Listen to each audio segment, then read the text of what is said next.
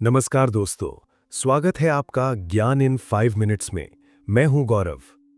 क्या आपको भी ऐसा लग रहा है कि अभी कल ही तो नया साल शुरू हुआ था और देखते ही देखते महीने गायब हो गए?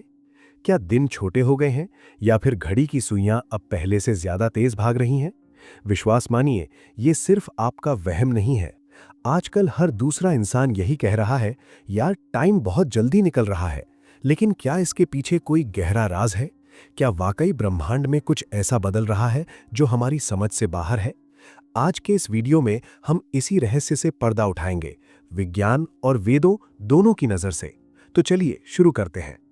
सबसे पहले समझते हैं इसके आध्यात्मिक कारण को।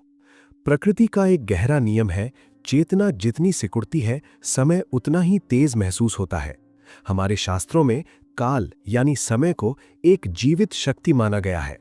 श्रीमद् भागवत और विष्णु पुराण साफ कहते हैं कि समय की गति हमेशा एक जैसी नहीं रहती, ये युगों के साथ बदलती है।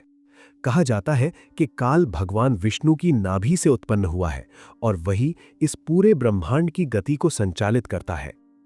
हम अभी कलयुग में जी रहे हैं और शास्त्रों के अनुसार ये वो दौर है जहां समय की रफ्तार अपने चरम पर होती है।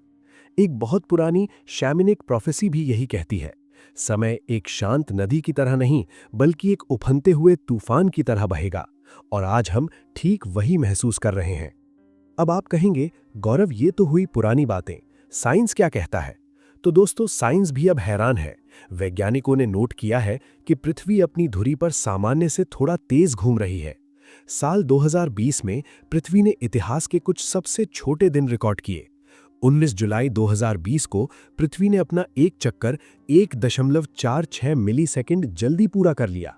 सुनने में ये बहुत कम लगता है, लेकिन हमारे डिजिटल वर्ल्ड, सैटेलाइट्स और इंटरनेट के लिए ये एक बहुत बड़ा अंतर है।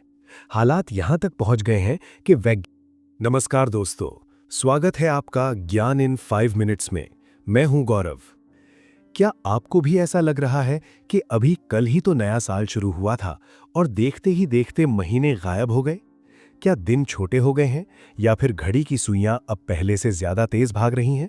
विश्वास मानिए, ये सिर्फ आपका वहम नहीं है। आजकल हर दूसरा इंसान यही कह रहा है, यार टाइम बहुत जल्दी निकल रहा है। लेकिन क्या इसके पीछे कोई गहरा राज है? क्या वाकई ब्रह्मांड में कुछ ऐसा बदल रहा है जो हमारी समझ से बाहर है? आज के इस वीडियो में हम इसी रहस्य से पर्दा उठाएंगे, विज्ञान और वेदों दोनों की नजर से। तो चलिए शुरू करते हैं। सबसे पहले समझते हैं इसके आध्यात्मिक कारण को। प्रकृति का एक गहरा नियम है, चेतना जितनी सिकुड़ती है, समय उतना ही तेज महसूस होता है। हमारे शास्त्रों में काल यानी समय को एक जीवित शक्ति माना गया है। श्रीमद् भागवत और विष्णु पुराण साफ कहते हैं कि समय की गति हमेशा एक जैसी नहीं रहती, ये युगों के साथ बदलती है। कहा जाता है कि काल भगवान विष्णु की नाभि से उत्पन्न हुआ है और वही इस पूरे ब्रह्मांड की गति को संचालित करता है। हम अभी कलयुग में जी रहे हैं और शास्त्रों के अनुसार ये वो दौर है जहां समय की रफ्तार अपने चरम पर होती है। एक बहुत पुरानी शैमनिक प्रोफेसी भी यही कहती है, समय एक शांत नदी की तरह नहीं बल्कि एक उफनते हुए तूफान की तरह बहेगा। और आज हम ठीक वही महसूस कर रहे हैं। अब आप कहेंगे, गौरव ये तो हुई पुरानी बातें, साइंस क्या कहता है?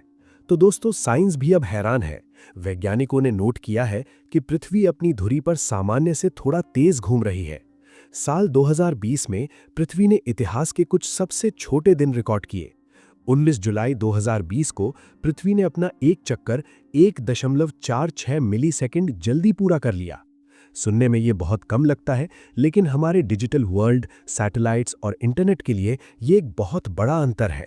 हालात यहां तक पहुंच गए हैं कि वैज्ञानिक अब नेगेटिव लीप सेकंड जोड़ने की बात कर रहे हैं, यानी समय से 1 सेकंड घटाना पड़ सकता है।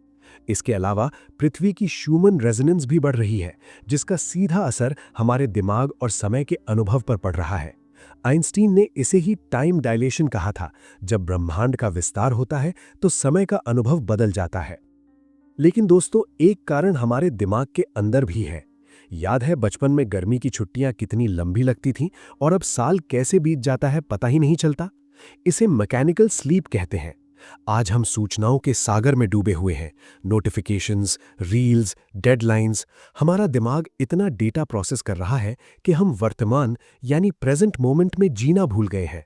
हम शरीर से यहाँ होते हैं पर दिमाग से कहीं और। यही अनुपस्थिति समय को सिकोड़ देती है। हम फोमो में जी रहे हैं और इसी डर ने हमारी चेतना को सिकोड़ दिया है। तो अब सवाल है, करें क्या? क्या हम इस भागते हुए समय को रोक सकते हैं? जवाब है हां और ना।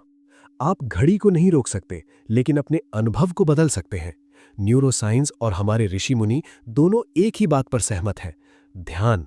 जब आप गहरे ध्यान में होते हैं या किसी पल में पूरी तरह खो जाते हैं, तो आपने महसूस किया होगा कि समय जैसे रुक सा जाता है। इसे ही टाइमलेसनेस या अकाल अवस्था कहते हैं। समाधि में बैठे योगियों को घंटों या दिनों का पता नहीं चलता, क्योंकि वो समय के पार चले जाते हैं। आपको बस अपनी अवेयरनेस बढ़ानी है। रुकिए, एक गहरी सांस लीजिए और अभी इसी पल को महसूस कीजिए। जो व्यक्ति अब में जीना सीख लेता है, वही काल को जीत पाता है। दोस्तों, समय तेज नहीं हुआ है, शायद हम बहुत व्यस्त हो गए हैं। ये जो तेजी हम महसूस कर रहे हैं, ये एक इशारा है जागने का। बाहर किसी मसीहा का इंतजार मत कीजिए।